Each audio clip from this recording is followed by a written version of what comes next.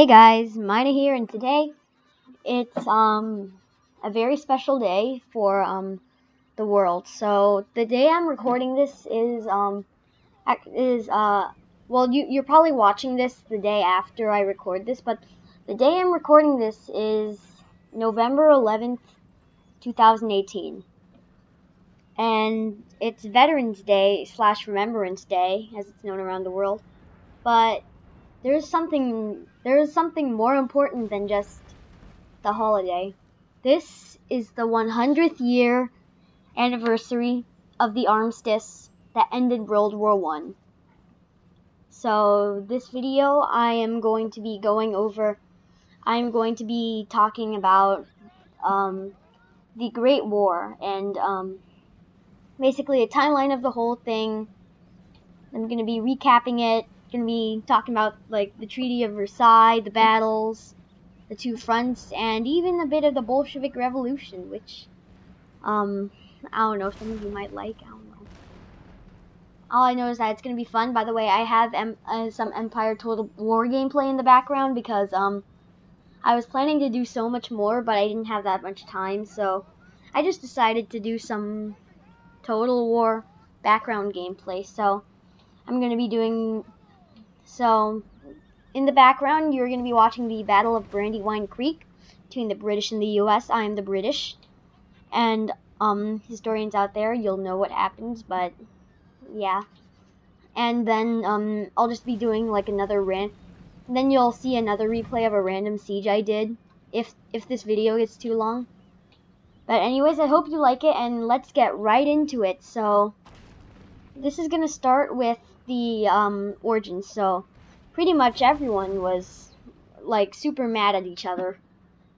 Tensions were building up between everywhere in Europe, literally, and the Germans and the Austro-Hungarians made I think it was just those two, or maybe it was Germany, Austro-Hungary, and I think maybe one other nation that made an alliance called the Triple Alliance, and then Britain, France, and Russia, I think it was. I don't know.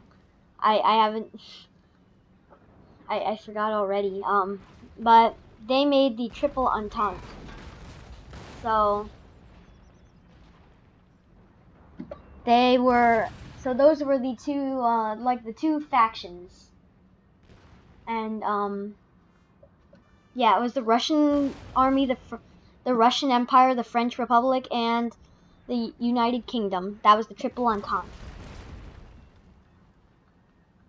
And Germany, Austro-Hungary, and Italy. So basically, tensions are building up all over Europe, and all of a sudden, some Serbians who hate being in the Austro-Hungarian Empire decide to try and assassinate the Archduke Franz Ferdinand when he is on a car tour in Sarajevo, Bosnia and Herzegovina. So they chuck a bomb at the Archduke's open-top car, but it misses and hits the car behind them. So the Archduke and his wife decide to visit the injured officers in that car, but the driver takes a wrong turn and ends up in front of one of the failed assassins. And after probably an awkward moment, the assassin shot Franz Ferdinand and his wife. So after that, Hungary was understandably pretty mad about this, because their Archduke had been assassinated by these four guys, and they suspected that the Austro-Hungarian Empire, the Serbian government had something to do with this. So they decided to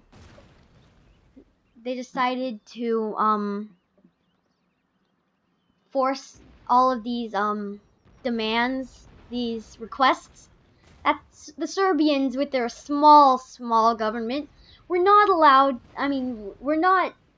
Could not do. because they were tiny. So then Austro-Hungary decides to go to war with Serbia, but Serbia is allied with Russia.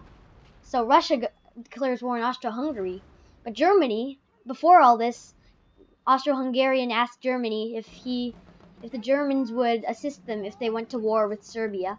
The Germans agreed, and then and the Germans they also declared war on Serbia and Russia. So then France, being part of the Triple Entente with Russia, declared war on Germany, and the UK did not declare war at first because they were kind of skeptical. So it's still late 1914. The Germans are fighting war on two fronts, but their original plan called I just knocked my microphone. Their original plan, called the Schleifenplan. I don't know if I pronounced that right. Excuse me if I did not. But their plan would be that they knocked out France.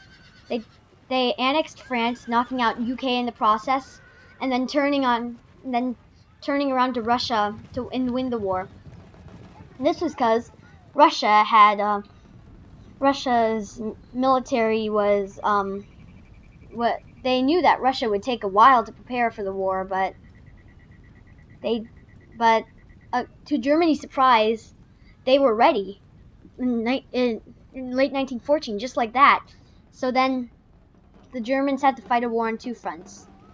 So it was heavily fortified on the border between Germany and France. And they couldn't really break through. So what Germany decided to do was go through neutral Belgium to get through France. And that's where everything starts to get out of hand. The Belgians put up a great fight, but they could not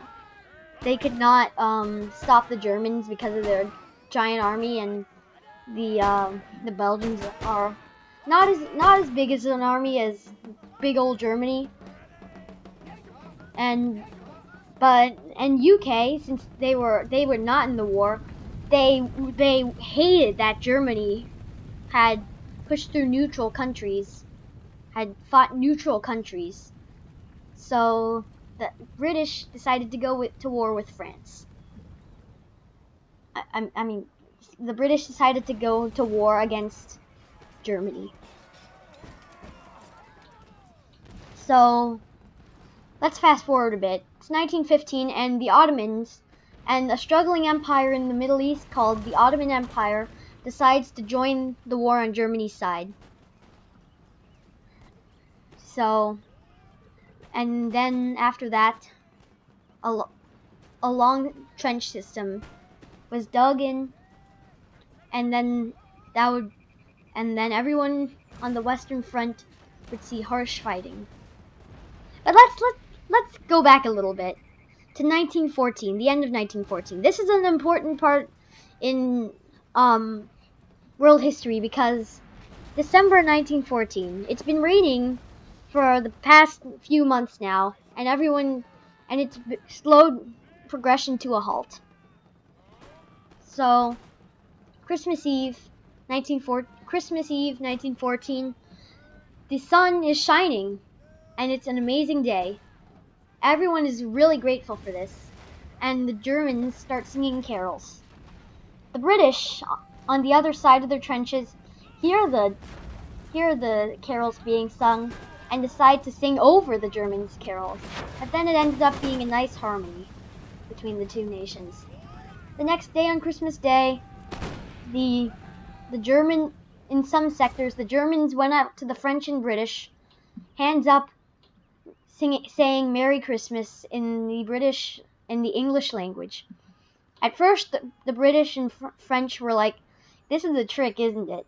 But then they realized that, oh my goodness, it's actually true. They're not fighting us. It's not a trick. So then they all go out, meet each other, and according to one legend, play football, or soccer if you're American.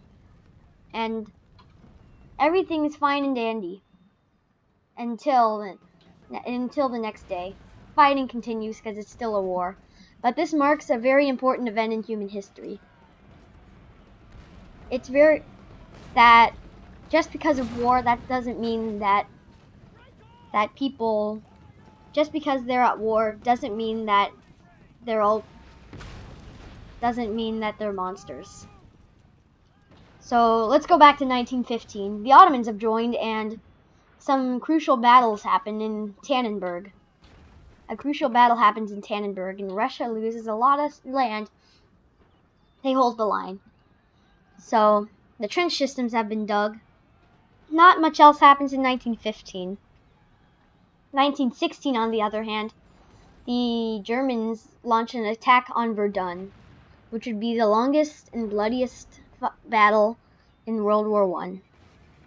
The French would end up winning, but losing many casualties.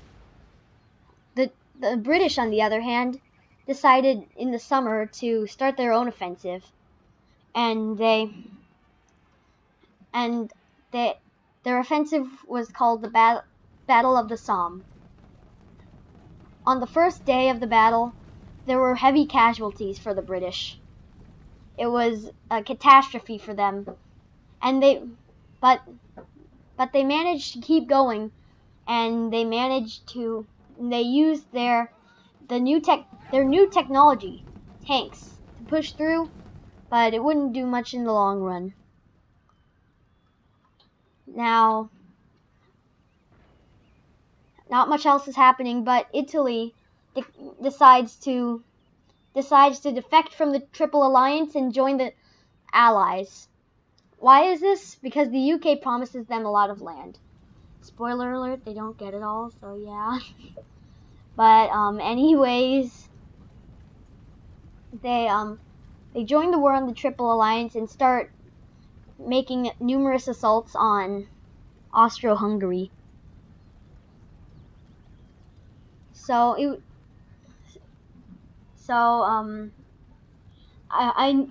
I must not forget to mention that the British have been being supplied by the Americans.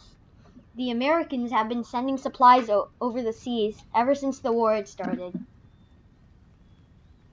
And it was because of these supplies that the British would survive. Well, partly, but it was also because they were very good. They were good, but never mind. But oh, I forgot. Sorry. There was one more really crucial event that happened in the war. In May 1915, there was a cruise ship called the RMS Lusitania. It was a British ocean liner. It went from Britain to America. In May 1915, a German U-boat sunk it in the Atlantic Ocean, off the coast of Ireland. And the Americans were pretty mad about this, because there were many Americans on board that specific voyage. So, it's 1917 now. The war not much progress is happening on the Western Front, or the Eastern Front, in fact. And the reason for this is because trench warfare was very impractical. You see, on the Western Front, the trenches that were set up, the attacker would force wave after wave into the enemy's land to try and overrun them. But the thing is, it wasn't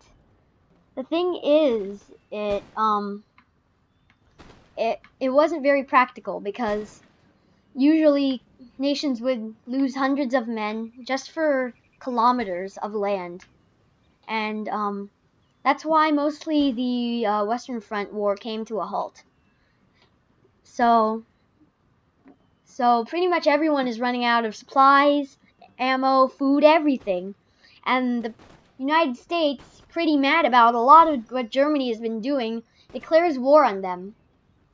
And this is actually a very crucial point in the war, because with the Americans, the Triple Entente could finally break into the heartland of Germany and take them out, knocking out Austro-Hungary, who has a weak army, not so strong army, by the way, and also a new challenger who joins the Triple Alliance.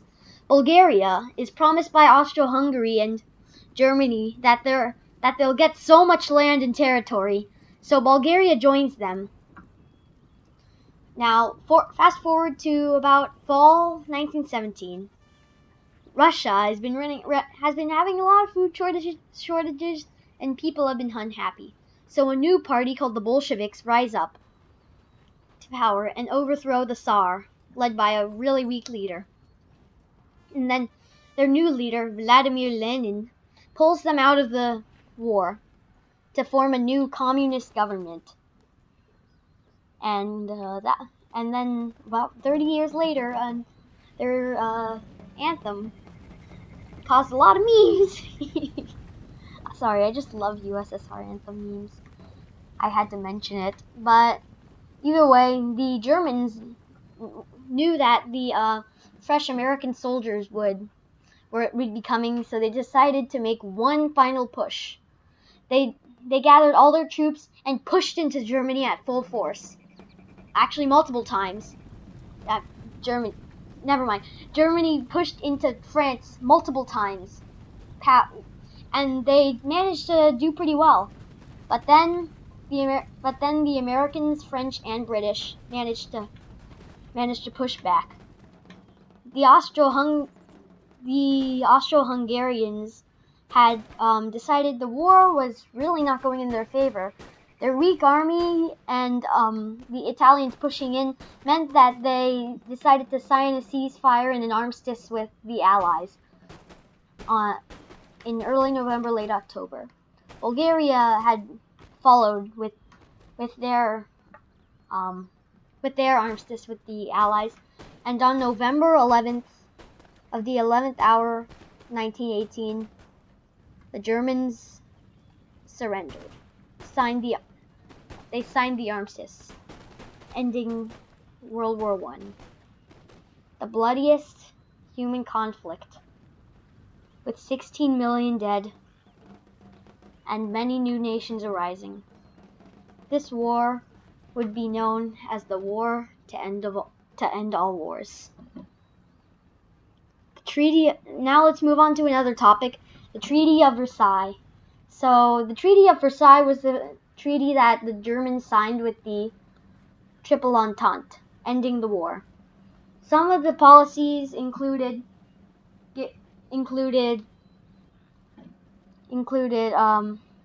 disarming their air force, taking all their troops out of the Rhineland, and holding their military to under 100,000 active soldiers. So basically it just wrecked Germany. And also in the process they also had to give up about 25,000 machine guns and a lot more. That's all I can remember. So yeah. Let me see. Oh, and also they had to pay back 20 billion gold marks for war reparations, which they didn't even have, which is funny because they had to pay, and they also had to accept war guilt. So basically, as a YouTuber, as Oversimplified once said, because I like watching Oversimplified, it's basically like there was a new rule where any British man could walk up to the center of Berlin and spank the heck out of a German, which is actually that's not true, but that's what it felt like to the Germans. So yeah. In conclusion, World War I was the bloodiest human conflict in in the history of the Earth, with 16 million dead and a lot more wounded. This war would be known as the Great War, the war to end all wars. The Triple Entente would include Italy, France, England, Russia, and America. Actually, no, kinda. Well, actually, no, that was the Allied powers. Sorry. Central powers would include the Germans, the Hungarians, the Bulgarians, and the Ottomans. Oh, by the way, I forgot about the Ottomans surrendered way before everyone else because, yeah, it also didn't go at their favor because their military was really outdated compared to some of the other militaries, including the British and French. And this war was terrible for all who endured it, especially the trench warfare. But many other things happened that would make this very historical. And today, November 11th, 2018, or yesterday, depending on when I upload this, is the day that we remember everyone who served in the conflict.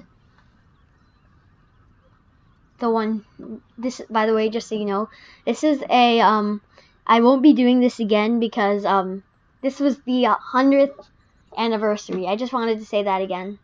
And, I just want to say thank you to, all who served in the World War I, and lest we forget. I should probably end this video off with a reading of a famous World War I poem. You may have heard of this. It's called In Flanders Fields by John McCrae. It was written about how it was written according to legend. It was written by John McCrae at his friend's burying. It is one of the most popular poems in the world.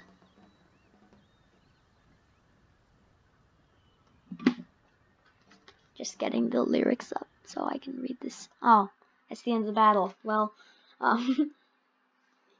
in Flanders field, the poppies blow between the crosses, row on row, that mark our place, and in the sky, the larks still bravely singing fly, scarce heard amid the guns below.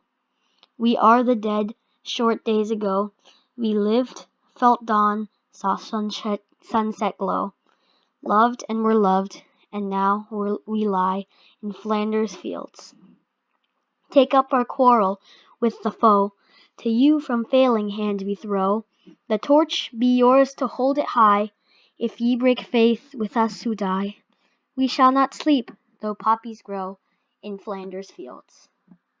Thank you everyone for listening, for tuning in to this special episode. I'm probably gonna get 3 viewers, but who cares?